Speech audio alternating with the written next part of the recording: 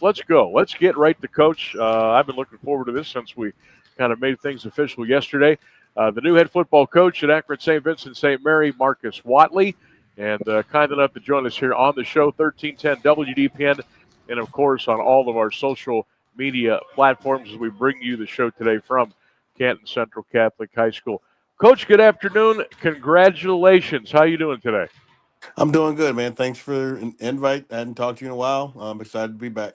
Oh man, it's so good to have you.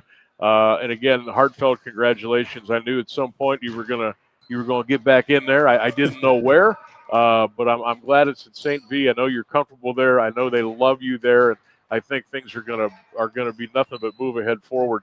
If you could kind of take us through the process up until you got the good word from the Irish that you were going to be the new head football coach, and what's been going on with you. I know you're on the Hoban staff as a D coordinator, and what's been going on in your world here lately. The coach at Hoban this year. We got to be the DC, and we got to the regional finals this year. It didn't work out the way we wanted it to. A lot of people were reaching out to me, asking me to, sit down and talk with the school leadership and everything. And, I said I was kind of focused on the season, so I didn't really take it. And when the season ended, phone rang right away.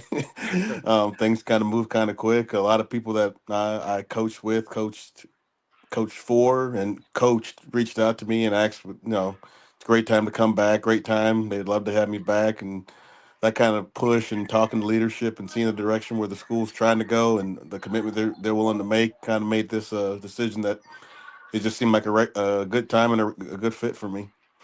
And of course, obviously, you're very familiar with St. V, very comfortable there with the first time around. And when you and I first met and got to know each other, I was working at a radio station up in Akron, and you were Yep. kind enough to come down to the studios, and we'd visit and talk about the games. And you had some nice playoff runs with the Irish, and I know they've kind of been down here a little bit the last couple of years. What are you looking most forward to as far as getting that baby turned around and get them back to where they're supposed to be?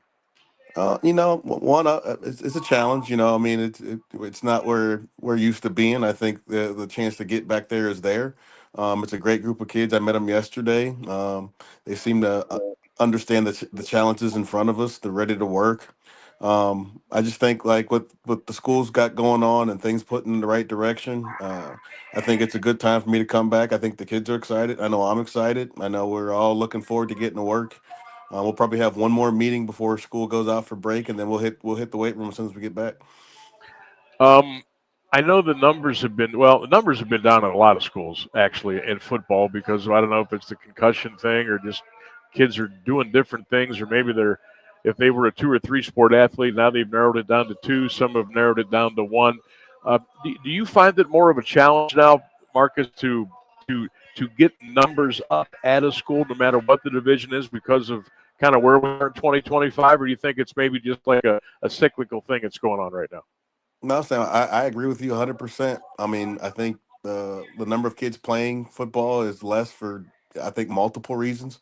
I mean, I got an 8-year-old son, and they're trying to get him to specialize now with two sports, and he just loves doing stuff. So I think like everybody's trying to get those kids to just lock into one thing, and kids are starting to fall off as we see it. But I think there's still enough kids to build good quality teams in Akron. I think there's good support, and I think there's going to be good interest once we get this thing going. Marcus Watley is our guest, the new head football coach at St. Vincent-St. Mary, joining us here on the Sam Bourquin Show, AM 1310 WDPN, and streaming live at all over our social media platforms. We come to you live from Canton Central Catholic today. The Crusaders and Norwayne High School hoops tonight. Later on our sister station Q92. So, when I mentioned to the audience yesterday that we were trying to get you on, and then officially got you on today, so we're not dredging up any of the nonsense that happened back years ago with McKinley and all that stuff, because that's not part of the deal here anymore. You moved on, and you got a great time to take over a program that is I just so hungry to get back on the top of the mountain. If anything, Marcus, what have you learned about life, about football, about everything the last couple of years as you prepare to to get back on the horse again? I mean, I think life gives you lessons, and I think I learned a lot about myself. I think I learned a lot working with Coach T at Hoban about how he's done things. So that was educational. And that time I was away from the game, I spent with coaches in college and high schools and just seeing how they do things. And just if I ever got the chance to get back into it, I'd be ready. I didn't want to come in being rusty or anything. So I stayed around the game a lot. I did a lot of consulting with teams. I did a lot of film reviews with them, helped make practice plans, and a lot of times just broke down film for guys, and it kind of kept me fresh as that game evolved. Um, I just think it's a good time. I think I've learned a lot about how this game has evolved. I think kids have changed obviously more than anything, and I think I still think at the end of the day, if you play hard, you play fast, you play physical, you're going to win some football games. That was my next question. You kind of half answered it already. Just in this short amount of time, even though you were away from the game, but you weren't away from the game, how has things changed? Kids, culture, the passion, participation. Obviously, there's different rule changes almost every year. There's divisional changes with the OHSAA. What have you noticed, like some of the bigger changes in the big picture as far as you're concerned? Well, like OSHA's making those rules now. You can put shoulder pads on in July. That was not around when I was around. So that gets kids a little more acclimated. I think with the growing number of with this NIL thing going on, I think with the number of opportunities out there, kids are playing more 7-on-7s than they ever have because just again for the exposure.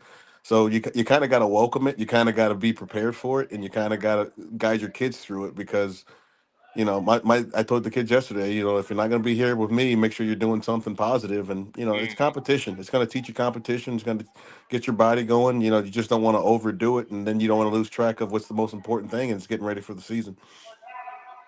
Um, this whole new world now we're living in now, as far as the NIL is concerned, and I've talked to, I don't know, probably 8 to 10 coaches down here in Stark County about it. I figured while I had you on today, what are your thoughts? Good idea, bad idea? Again, it's 2025. I guess we all have to kind of adapt, right? What are your thoughts on that? And how do I you mean, protect it, and how do you keep it safe, but also how do you make it so maybe it does help some kids out? I think the biggest thing is like you just got to embrace it, and when the kids get opportunities to provide for themselves and their families, you kind of got to embrace it for them and kind of guide them through it. Um, I'm old school, man. I remember going to college and they were giving us $25 for food stipends, and now kids are going and they're staying in apartments and having cars. So it's a different world, and like as much as we cherish those times that we grew up in, you got to embrace what's there now, and I think it can't be a bad thing because it's not going anywhere. You know what I mean? So how do you suit your program around it and how you get your kids acclimated and prepared for it, and not only just prepared for it, but protect them because there's a lot of bad people in this industry and a lot of Oh bad yeah, people who try to get a hold of your kids too soon and put them in deals that they don't understand and sign things that's going to lock them in for things that they don't understand. So educating the kids on that is the big thing. yeah, no doubt. We're talking with Marcus Wattley, St. Vincent-St. Mary coach, here on the Sam Bourquin Show, 1310 WDPN. You know, a teammate of yours, good friend of yours, J Dub, who works down the hall at Q92. Oh my Um, guy. yeah, and we see each other every day. And I didn't see him today because I'm on location, but we see each other every day. We talk football every day, Browns High School. And I got to tell you, the idea of NIL, I've got to see more film of Copley football the last 6 months of my life. And you, my man, were a hell of a running back then when I was watching some of that film. Mark, you could have cashed in with NIL back then. I mean, I did a little bit of linebacker and running back, and I said, man, it's just 25 years too soon. Yeah. I mean, I watched some playoff games on the old videotapes. I thought, wow, look at this guy. You were a stud back on the football field. Yeah. Coach, what is it still about the sport of football today that you still really, really enjoy? I know it's a passion. You have to have a really deep, deep desire to want to be good at it, whether you're a player or a coach. Does that fire kind of still burn inside of you a little bit? Yeah, absolutely, man. I think it's still one of the greatest uh, lessons of life that can be taught on the football field of what hard work can pay off. Now you can see how much it can really pay off if you're chosen to get one of those big NIL deals. But I also think it's one of those things where you talk to those guys who aren't those big stars, and they said they learned a lot about themselves and about life through the game of football, and overcoming adversity. handling failure and perseverance. All that stuff I think is learned on the football field, and it makes you a better person. It makes you a better professional. And me personally, it made me a better father. You know what I mean? And it's going to Sure. make me a better coach. And I told the kids that, like, adversity is going to make you better. You can't run away from it. And I think football is always that thing where the momentum swings one way or the other. And what do you do when you don't have it? And how do you get it back? And how do you persevere? Like I keep saying, it's the greatest game. I think it's the greatest teacher, and it's the one sport you can't get better at by yourself. You need everybody around you. That's You can right. work at a lot of things, but you need your teammates to go over things. Like trainers can't do that for you. That you can do so much in the gym, you can do so much by yourself, but you need your teammates, and that's going to teach you teamwork, and that's going to teach you something that's going to carry on through the rest of your life. No doubt. So coming up here at St. Vincent-St. Mary, off of the field, what are the first couple of things that you would like to really get into and get moving? Is it more guys getting in the weight room? Is it getting more guys out of the hallway onto the football field?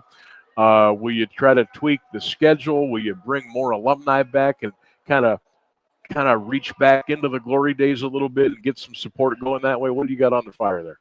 Sam, I wrote down notes yesterday, Sam. I think you looked at them because that's all the things that I talked Never about, know. and I think they're all high priorities. Now, I got a couple things tonight. I had a couple things last night. I got a couple things for the rest of this week, and a lot of people are excited that I'm coming back because I think I was fortunate enough to be there at a very good, successful time.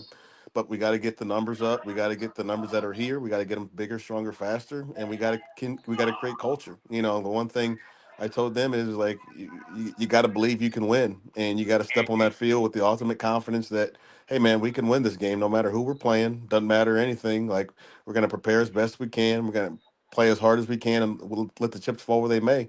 And just getting that competitive spirit back, bringing that old Irish football back is the one thing I kept selling to the people when I was talking to them, and I think getting the kids to buy into it and bringing some alumni back to talk to them about, hey, it's pretty cool to be on Green Street on a Friday night when Oh man, downtown Akron's lit up, and you're not that kidding. train goes by right before the game and everybody kind of Uh-huh. gets excited. It's got its own traditions, and sometimes things fall in hard times, and it's our job to bring it back. And I think we can. I think the school's committed to it. I know I'm committed to it, and I can't wait to get started. Yeah, and sometimes, in your life when this kind of a challenge comes around, you just can't pass it up because you think you might be able to turn this thing around, and holy smokes, the sky is definitely the limit. You would not believe how many texts I've got the last 5 minutes. Hey, ask Coach about Hoban. Are they going to bring Hoban back on the schedule? Okay, so okay, what's the scoop? I mean, you going to try to get that thing going again, or let it sit a couple more years and then think about it? What's the scoop there, my man? That's above my pay grade at the moment, but I think at some point before we're done here, I'd love to get that back. It's one of the great games that people talked about and kids remember. Because it is a great rivalry, and the city comes together, and it was not uncommon for 10 to 12,000 people to be at the Rubber Bowl or On a Infocision Saturday Stadium. night at 7 o'clock, man, it was great, Oh man. man, you got to bring that back. You got Yeah. to get that back. Well, Coach, I appreciate you coming on today. Congratulations again on kind of coming back home a little bit. We'll keep our eyes on the St. B program as we go, and we'll certainly stay in touch. And I wish you nothing but the best. Have a great holiday season coming up, and go get them.